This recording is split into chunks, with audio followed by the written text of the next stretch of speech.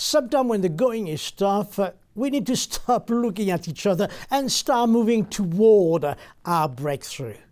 Genesis 42 verse 1 tells us when Jacob learned that there was grain in Egypt, here is what he says to his son. Why do you just keep looking at each other? There comes a moment in every leader's journey when the silence of indecision must be broken. Jacob's word to his son was not just a rebuke. In fact, to me, it was more a call to actions. In a phase of famine, he challenged them to stop staring at each other and to start moving toward the answer. This verse resonated deeply with me. It's a reminder that God will never do what we can do. He only steps in when we reach our limits of our ability. Faith is not passive.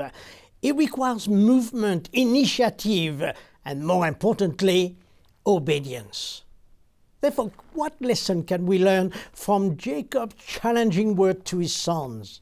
Number one, we often can be afflicted by a paralysis of inaction.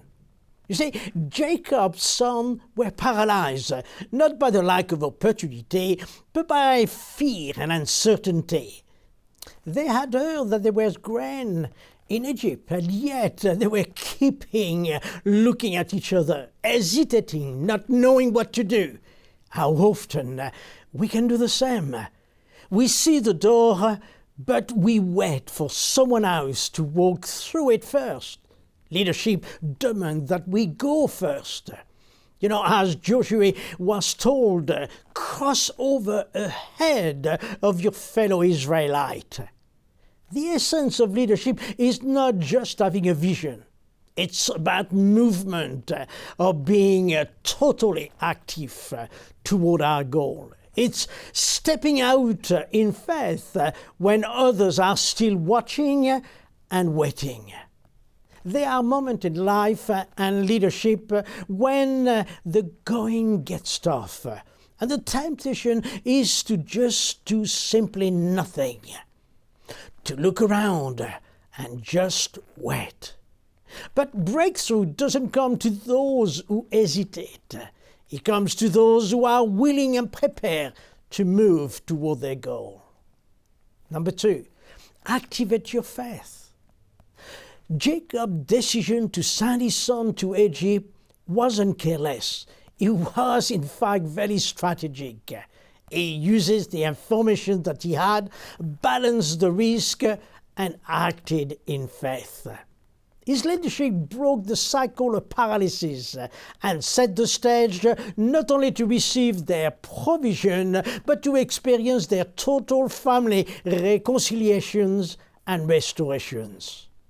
In our own ministry journey, we can see those principles at work, whether through the strategic plan that we have laid out, or even a reflection on consecrations or divine preparation. We have recognized that God's promises often require our participations.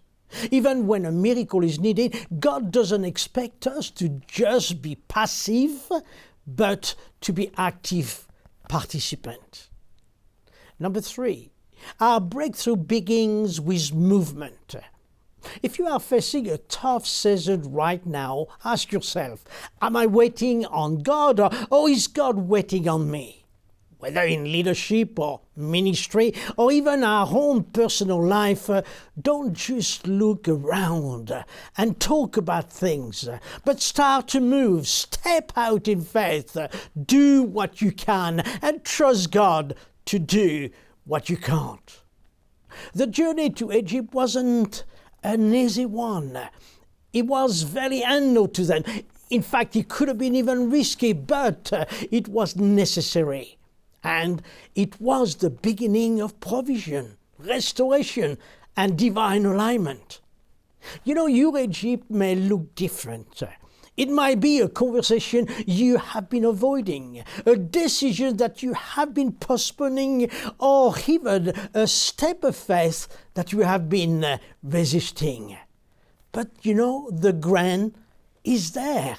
The breakthrough is waiting for you. All that is missing is your movement. So today, let Jacob's word, why do you keep looking at each other, be your nudge of the Holy Spirit today. Stop looking at each other. Start moving toward your breakthrough, for the grain is already in Egypt. In other words, your provision is already made. All that you have to do is to obey and watch what God will do. God bless you.